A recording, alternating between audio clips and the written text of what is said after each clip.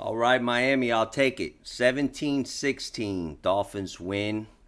I thought they win by a little more, but you know what? Win's a win. This is when a win is a win. Yesterday was not a win is a win. Today, a win is a win. I'll take a win in Foxborough any day of the week.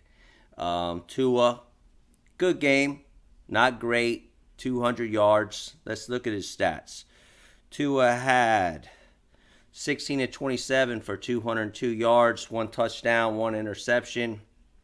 Um, Mac Jones has 29 to 39 for 281 yards. He did an amazing job.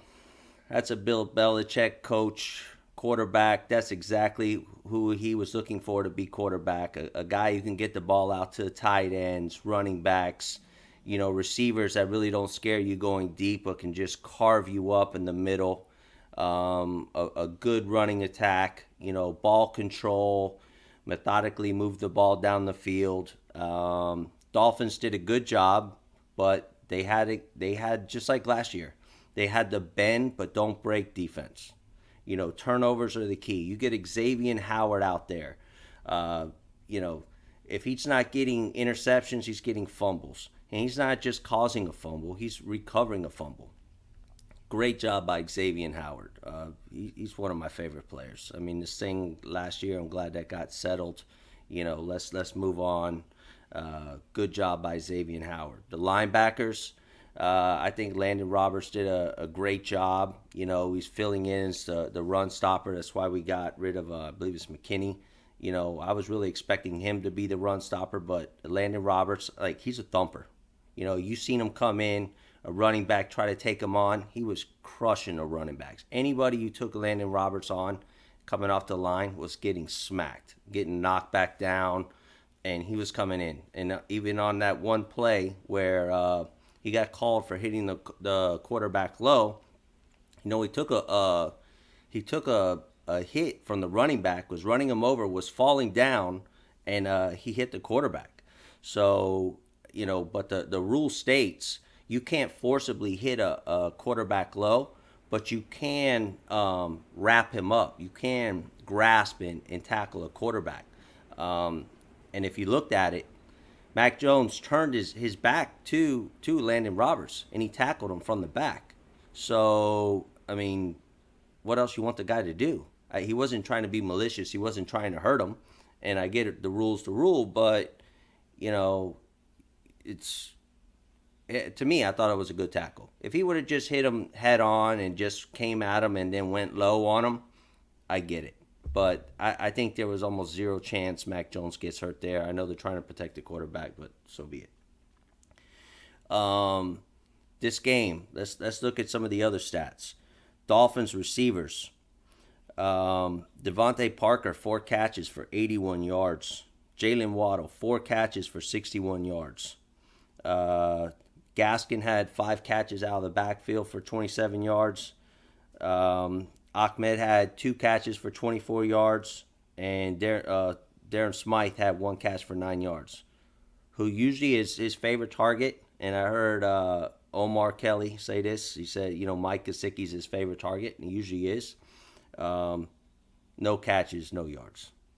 Albert Wilson, no catches, no yards. Now, let me say something about Albert Wilson and something that I've noticed. I think he's a good player. However, when your quarterback throws you the ball up and you're running up the field a go route, he throws that ball and you're tracking the ball and you have a defender that's looking at you, you need to go up and high point that ball. Don't sit behind him hoping the ball goes through his hand, hoping for a tip. You're on the back side of the end zone. So the likelihood, even if it gets tipped, you're not going to catch the ball anyways. He's putting confidence in you. He's putting it there. Now, the person who has the advantage there is the receiver. He goes up, high points the ball, catches it, great, touchdown. And say he does that and he goes up and he doesn't catch the ball, the chance of him getting a pass interference is almost like 50-50. Don't just sit there and let the guy turn around and swat the ball away, and you're sitting on the backside hoping for a miracle that goes through his arms. Come on, that's why you have 0 yards. You need to do better than that. Um, Tua looked really sharp on the run pass option today. Hitting the quick slants. First drive of the game, he hit he was just carving them up in the first half. He looked great, looked awesome. The first drive of the second half looked awesome. Throughout the game, I think Waddle had a pass where he hit Waddle right in the hands for a nice gain. He dropped it. Hopefully it doesn't happen much this year, but Tua looked pretty good. He did have the one mistake where he was getting out of the pocket, and in a previous video, I stated that I was liking how Tua was getting back into the pocket and making smart decisions with the ball. That wasn't a smart decision.